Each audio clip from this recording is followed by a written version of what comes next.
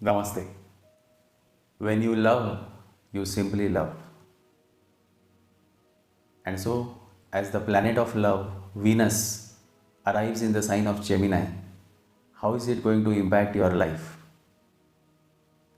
In this podcast, I have talked about the positive impact on all 12 zodiac signs. As well as at the end of the podcast, there is a beautiful message for each one of you, especially if you are following me closely. Love knows no logic.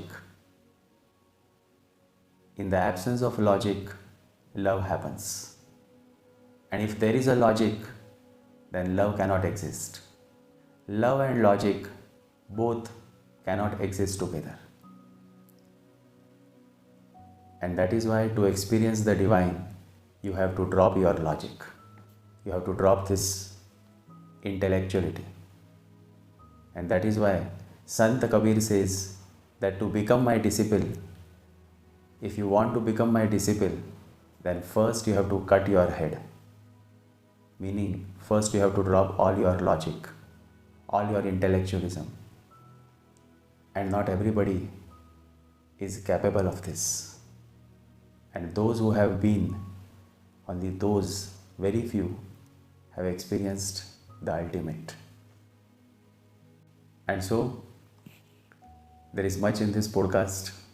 If you are following me closely, you will definitely resonate with what I have shared in this podcast. So let's begin.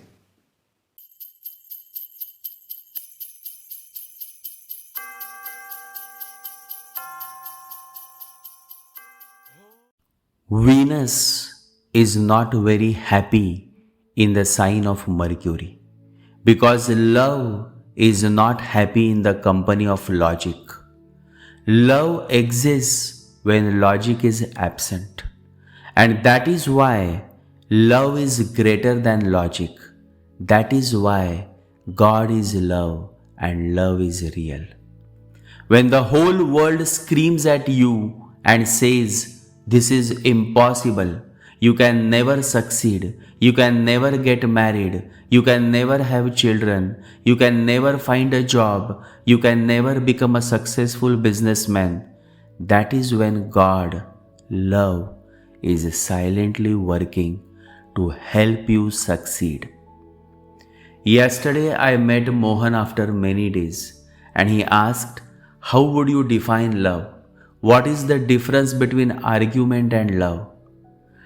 Whenever Mohan comes, he comes with some interesting questions.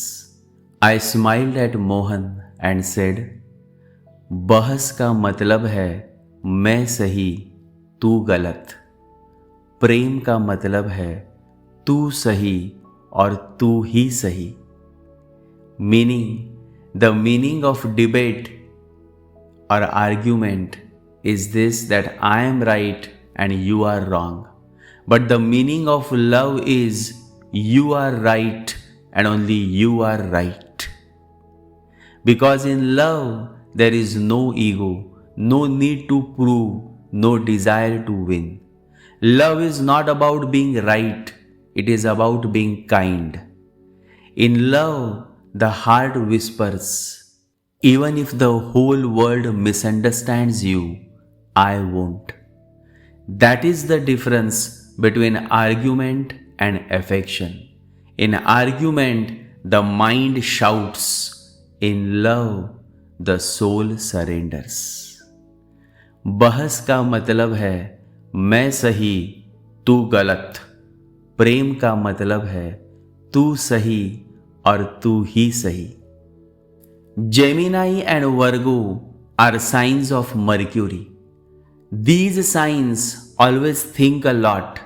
They just go on thinking, overthinking, and in this mad pursuit of finding logic behind every aspect of life, they miss experiencing love. And you know, from these two signs, Gemini and Virgo, the most favorite or Mula Trikon Rashi of Mercury is Virgo. Because Virgo is the peak of logic, and that is why in the sign of Virgo, love debilitates, meaning Venus debilitates. Venus is at its lowest point in Virgo, but in Gemini, Venus is not debilitated, though not comfortable either. But this time, in the logical sign of Gemini, the environment is very different. Because this time, that is in this year 2025, Jupiter, the light of higher consciousness, Jyot-ish, is transiting through Gemini. And so now, as Venus transits in Gemini, the presence of Jupiter in Gemini is going to make Venus more comfortable than otherwise. However, the positive impact of Venus transit in Gemini will be seen between 11th August to 20th August, when Mercury, the Lord of Gemini, will go direct. Because until August 11th, Mercury is going to stay retrograde. And so the real charisma of Venus transit in Gemini will be seen from August 11th to August 20th, the last 9 days of Venus in Gemini. And so let's see quickly how these last 9 days, starting from August 11th to August 20th, are going to impact each zodiac sign. And when I say zodiac sign, I mean your moon sign or ascendant, whichever is stronger. So let's start with Aries. Aries, the conjunction happens in your third house, that is the Venus-Jupiter conjunction. So expression, communication and courage comes into limelight. Your voice gains charm, your words heal. Start that podcast, write that message, speak your truth. A smile returns when you begin to believe in yourself again. For Taurus, Venus-Jupiter align in your second house, finances, family and speech. Money begins to flow, words turn sweeter, family bonds soften. You attract abundance through calm, kindness and clarity. Smile because prosperity is whispering your name. Gemini, the conjunction of Jupiter-Venus lights up your first house, body, personality and life path. Your aura shines brighter, your heart feels lighter. Love, confidence and divine grace surrounds you now. This is your cosmic glow up, so embrace it with joy. Cancer, this sacred union of Jupiter-Venus happens in your 12th house, the house of isolation, healing and spirituality. Release the pain, forgive and let go. A secret blessing may arrive through dreams, signs or spiritual retreat. Smile quietly because the universe is silently working in your favor. Leo, happening in your 11th house, the conjunction of Jupiter and Venus. 11th house is all about gains, desires and social circles. New friendships, helpful mentors and long-awaited wishes come closer. Your network becomes your net worth. This is a time to dream again and receive. Virgo, the conjunction of Jupiter-Venus activates your 10th house, the house of career, fame and public image. Grace flows into your work life. A new project, promotion or recognition may arrive. Your efforts meet divine timing. Smile. Your hard work is finally being seen and recognized. Libra, the conjunction of Venus-Jupiter is occurring in your ninth house, the house of dharma, higher knowledge, and blessings. Spiritual insights, travel plans, or divine guidance light your path. You may meet a mentor or discover a truth that transforms your life journey. Smile, your soul is now evolving. Scorpio, the conjunction of Jupiter Venus graces your 8th house, the house of transformation, inheritance, and mysteries. Old fears will dissolve and a rebirth will begin. Unexpected support or financial benefit may come now. This is a powerful time for deep healing. Smile, you are being prepared for something greater. Sagittarius, the Venus-Jupiter conjunction lights up your 7th house, the house of relationships, partnerships, and marriage. Love gets a second chance. Harmony returns to your heart. A special connection may blossom, or an old one may be healed now. Smile and remember, you are not alone anymore. Capricorn, the Venus-Jupiter conjunction activates your 6th house, the house of health, service, and routine.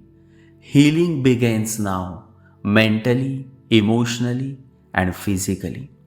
This is the time to focus on wellness, discipline, and inner balance. Smile, your body and soul are aligning now.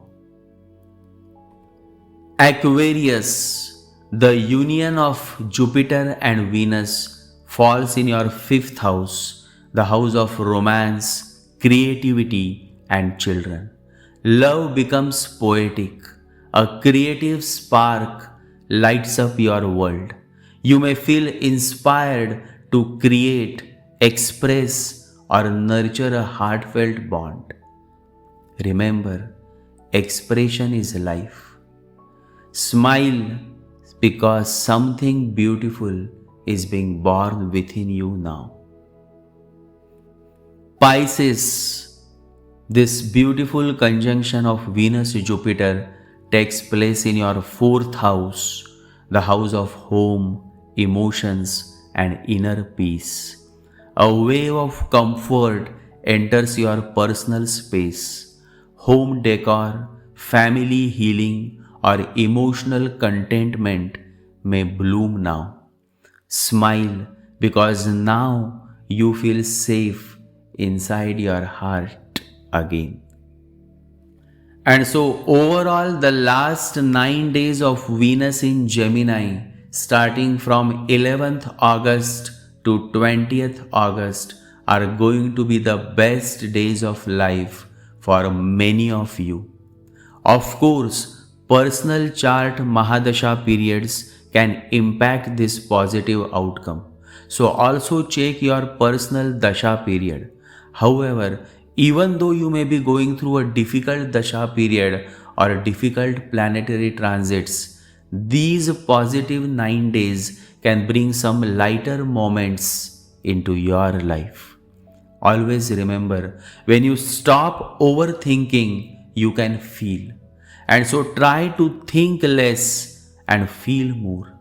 When the mind is too active, you cannot sleep. When the mind is quiet, you can sleep, you can feel, you can sense the beauty around you, you can listen to the chirping of the birds, you can enjoy the dancing of the flowers. All you need is to stop thinking. When people get tensed, they turn to alcoholism or smoking. Why? Because they can't take it anymore.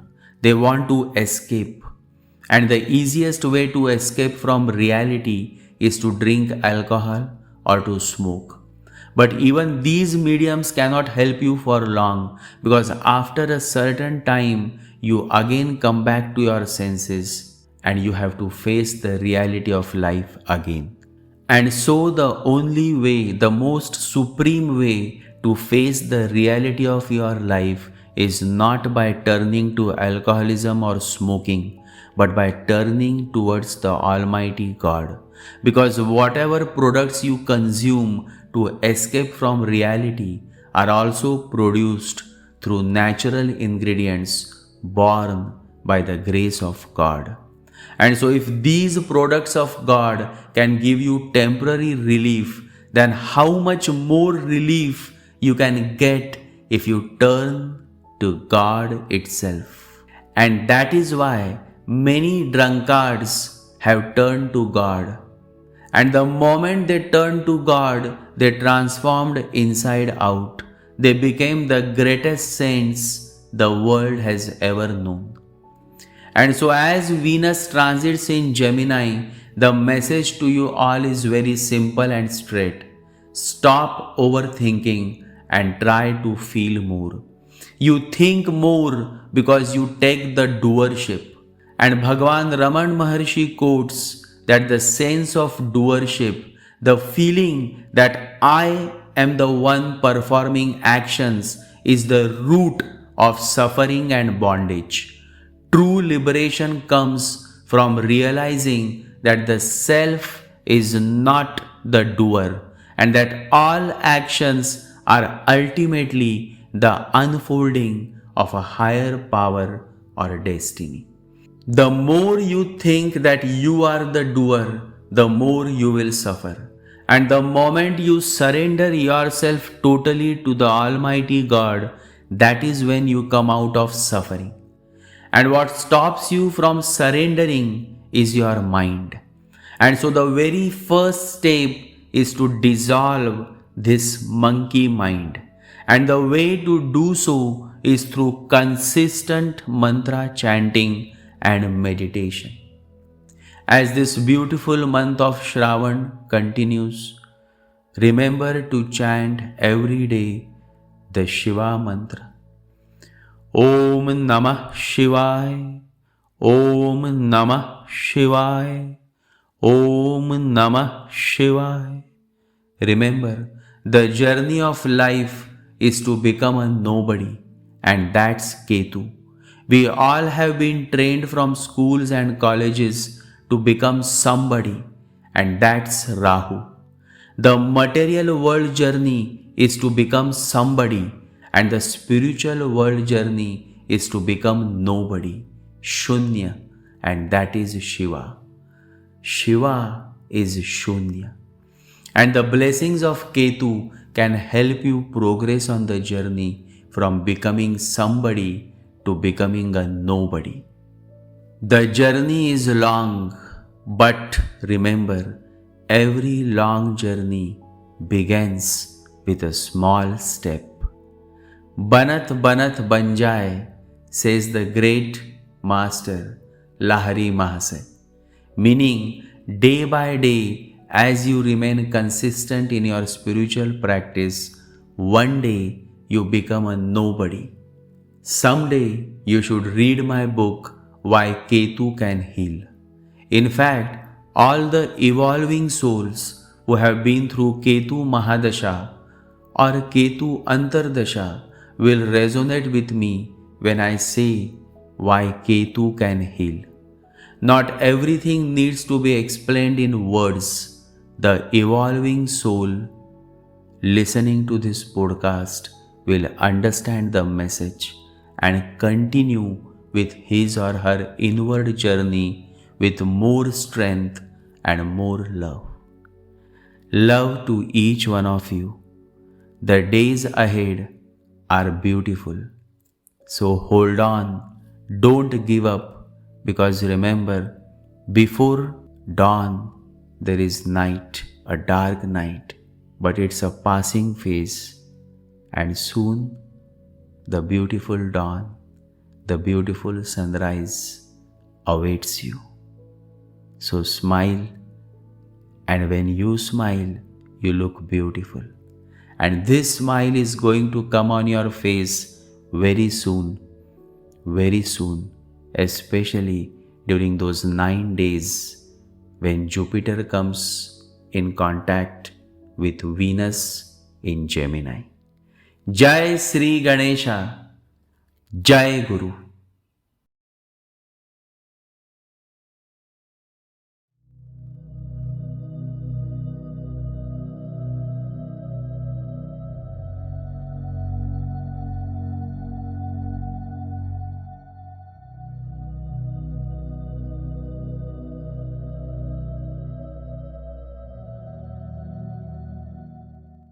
ॐ गं गणपतये नमः। ॐ गं गणपतये नमः। ॐ गं गणपतये नमः।